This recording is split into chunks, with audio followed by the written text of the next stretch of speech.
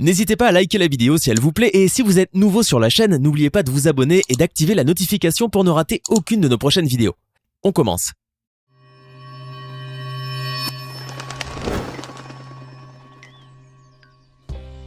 D'un homme qui se venge de son ancienne petite amie à l'aide de contraventions à une jeune femme qui organise un faux mariage pour faire enrager son ex, voici les histoires de vengeance les plus drôles du monde. On commence.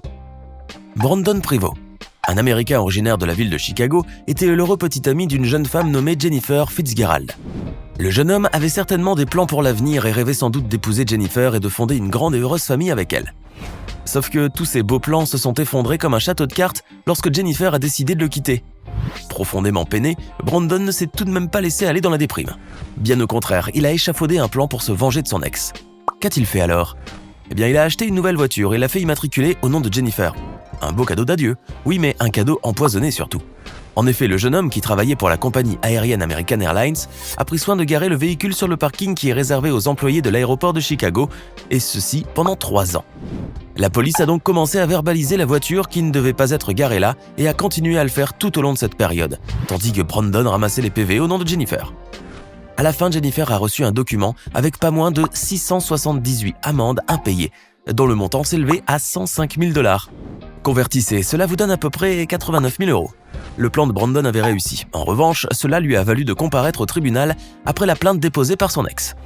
Or, quel que soit le verdict et la peine qui l'attendait, le jeune homme ne pouvait s'empêcher de se sentir fier de lui pour avoir donné une bonne leçon à Jennifer. Cerise sur le gâteau, il est également devenu célèbre depuis que les médias américains ont publié son histoire insolite. Voilà qui devrait vous faire réfléchir à 2 fois avant de quitter votre compagnon. Dans la ville allemande de Blumberg, le patron d'une entreprise de BTP qui venait de terminer les travaux de construction d'un bâtiment espérait pouvoir enfin être payé par son client. Mais après maintes réclamations faites auprès de ce promoteur, et avec l'accumulation de sommes impayées qui se sont élevées à plus de 5 millions €, le patron de cette entreprise a fini par perdre patience.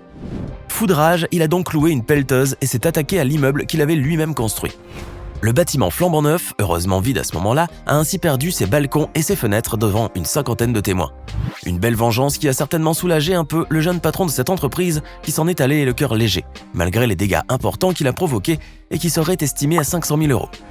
Bien entendu, à cause de son geste, il a fallu que cet homme s'explique devant la police après s'y être rendu lui-même. Car cet homme est très consciencieux malgré tout. Les faits remontent au 28 juillet 2021 et on ignore quel verdict a été ou sera prononcé à l'égard de cet homme. Or, rien qu'à la pensée de s'être vengé d'un client mauvais payeur de cette manière, il a sans doute retrouvé le sourire aux lèvres. Mais depuis ce fameux jour, cet homme est devenu le plus célèbre entrepreneur non payé d'Allemagne. Vous aimez cette vidéo? Alors n'oubliez pas de mettre un pouce bleu, de vous abonner à la chaîne et d'activer la cloche pour recevoir toutes les notifications et ne rien rater de nos prochaines publications. On continue. Voici maintenant l'histoire d'une Américaine qui se trouvait dans une pâtisserie de cupcakes à Valparaiso, dans l'état de Indiana. Désireuse d'acheter une demi-douzaine de ces pâtisseries surmontées de crème, elle a été désagréablement surprise d'entendre la cliente qui se tenait derrière elle en train de l'insulter. « Espérons que cette grosse pain-bêche ne va pas acheter tous les cupcakes », aurait dit cette cliente qui s'impatientait. Vous croyez que la jeune femme s'est retournée alors vers cette cliente pour l'insulter à son tour, n'est-ce pas? Eh ben non, car au lieu de cela, elle a eu une idée plutôt originale.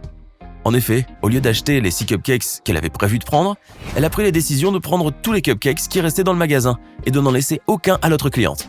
Ah, la belle riposte! On peut imaginer le sentiment de triomphe qu'elle a eu en voyant la déconfiture de celle qui venait de la traiter de grosse pain-bêche. Mais pour cela, cette jeune femme a dû payer le prix de 54 $, soit 46 € environ, car les cupcakes, ce n'est pas gratuit. Non, mais cette somme déboursée n'allait tout de même pas appauvrir cette cliente, et puis celle-ci a honoré son amour-propre en se vengeant dignement avant de sortir de la pâtisserie sereine et satisfaite. D'ailleurs, grâce à cette histoire, qu'elle n'a pas hésité à raconter sur les réseaux sociaux, elle a gagné le soutien de la pâtisserie qui a salué sa réaction et qui a partagé son histoire à son tour. Un bel exemple à suivre. Akio Hattori, un sexagénaire japonais qui habite à Tokyo, est sans doute l'un de ces aficionados du vélo qui interdisent n'importe qui oserait s'approcher de leur précieuse monture, ne serait-ce que pour la voir de près. Mais un jour du mois d'août 2018, alors qu'il s'apprêtait à enfourcher son vélo pour aller quelque part, il a découvert à sa grande horreur qu'on avait volé sa selle. Catastrophe. Peiné mais surtout très en colère contre celui qui avait volé sa selle de vélo, Hattori a décidé alors de se venger à sa manière en subtilisant à son tour des selles d'autres vélos. Œil pour œil, dent pour dent. Sauf que cet homme a volé non pas 1 ou 2 ou 3 selles, mais 159 selles. Voilà qui l'aurait un peu calmé et lui aurait fait oublier un peu sa chère selle. En revanche, son acte n'est pas passé inaperçu car notre cycliste a été filmé par une caméra de surveillance pendant qu'il volait une selle de vélo. D'autres images le montraient en train de pédaler avec un chargement de sel volé dans son panier. Bien entendu, il a été arrêté par la police de Tokyo qui a alors perquisitionné son domicile et a découvert les 159 sels volés.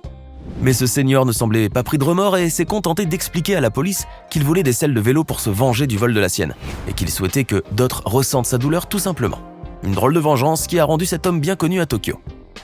Une famille qui habite dans cette maison se préparait pour Noël et pour l'occasion, elle avait décidé de placer quelques décorations sur la pelouse de son jardin, histoire de l'égayer un peu. Mais un beau jour, elle a découvert qu'on avait subtilisé toutes ces belles décorations directement dans son jardin. Heureusement que cette famille possédait une caméra de surveillance qui avait filmé la scène. Pour se venger alors de ce malin voleur qui avait osé piétiner sa pelouse et voler ses décorations, cette famille a eu l'idée ingénieuse d'imprimer les images de caméras surveillance qui montraient le malfrat et de les placer à l'endroit même des décorations. Génial! De cette manière, elle a pu dévoiler le visage du voleur, au vu et au su de tout le voisinage. Bon, cette famille courait tout de même un risque, et si le voleur revenait pour y voler autre chose et découvrait sa photo dans le jardin? Il pourrait alors vouloir se venger à son tour et là, les choses prendraient une autre tournure. Mais certainement, il n'en fut rien. Et cette famille a sans doute passé un Noël sans problème. Enfin, on l'espère. Ce qui est sûr, c'est que cette famille a montré qu'elle était experte en matière de vengeance. Diane Wagner, une quinquagénaire habitant à Hopatcong, dans l'état américain du New Jersey, est restée mariée à Francis Wagner durant 10 ans. Mais au bout de cette période et n'en pouvant plus de la compagnie de son mari, la dame a voulu divorcer. Sauf qu'elle ne pouvait pas se permettre de payer une procédure de divorce et au lieu de cela, elle devait verser une pension alimentaire à son mari pendant une certaine durée afin de se libérer des liens du mariage. Comme elle n'avait pas le choix, elle a donc commencé à envoyer régulièrement des chèques de pension alimentaire à son mari, sur lesquels elle prenait soin de noter des insultes à son égard et de le traiter d'enfant adulte. Pour Diane, humilier son ex-mari de la sorte constituait une belle revanche. Toutefois, cela lui a bien valu quelques ennuis, car Francis a fini par déposer une plainte contre elle pour détresse émotionnelle ayant conduit à des problèmes de santé. Pire encore, l'avocat de Francis en a fait toute une affaire lorsqu'il a publié l'image d'un des chèques de Diane sur les réseaux sociaux. De plus, il a demandé à celle-ci de mettre un terme à son harcèlement. Pour Diane, c'en était trop. Néanmoins, elle a vite fait de retrouver son calme et de remplacer ses jurons habituels par un acronyme qui n'était pas moins humiliant. Un juron déguisé donc. Bref, cette femme en a surpris plus d'un. Peut-être même qu'elle a inspiré d'autres femmes dans son cas à agir de la même manière. Voici maintenant une histoire digne d'une telenovela qui a vu le jour en Argentine dans les années 30. On raconte que Corina Cavana, une riche Irlandaise installée à Buenos Aires, avait une relation avec le fils d'une famille d'aristocrates, les Ancorena. Peut-être qu'elle espérait même l'épouser un jour. Cependant, la mère de ce dernier ne voulait pas de la jeune fille, qui a dû alors se séparer de son bien-aimé. Blessée par ce mépris, la riche héritière a décidé alors de se venger de la famille Ancorena. Non, elle n'a pas fait enlever le fils, ni rien de ce qu'on a l'habitude de voir dans les telenovelas. Au lieu de cela, elle a fait construire un très haut édifice non loin de la basilique del Santissimo Sacramento. Les Ancorena avaient fait construire cette église et la fréquentaient chaque dimanche pour la messe. De plus, ils avaient le droit à une vue sur la basilique depuis leur résidence. Mais tout a changé avec la construction de l'Edificio Cavana. Plus de vue pour les Ancorena. De plus, ce bâtiment de 120 mètres carrés qui a été construit en 14 mois seulement a battu le record de la hauteur et celui du temps de construction. Une double victoire pour Corina Cavana malgré la somme faramineuse que cette belle construction a dû lui coûter. Enfin, cette femme était satisfaite d'avoir donné une bonne leçon à Mercedes Castellanos de Ancorena. Bon, cette histoire n'est peut-être qu'une légende à en croire certaines sources, mais ce qui est sûr, c'est que Corina Cavana est devenue une célébrité à Buenos Aires, et un peu partout dans le monde grâce à cette histoire, mais surtout grâce à cet édifice qui porte son nom et qui est considéré comme l'un des plus beaux bâtiments de la capitale argentine. Sarah Villard, une jeune Allemande de 24 ans, qui venait de rompre avec son petit ami, a décidé d'élaborer tout un plan pour se venger de lui, d'une manière très originale. Savez-vous ce qu'elle a fait ? Elle a organisé un faux mariage. Tout était faux, du prétendu fiancé jusqu'aux demoiselles d'honneur qui n'étaient autres que ses amis. Une fois le shooting du faux mariage réalisé, Sarah s'est empressée d'en poster les images sur Instagram. Résultat, son ex a mordu à l'hameçon.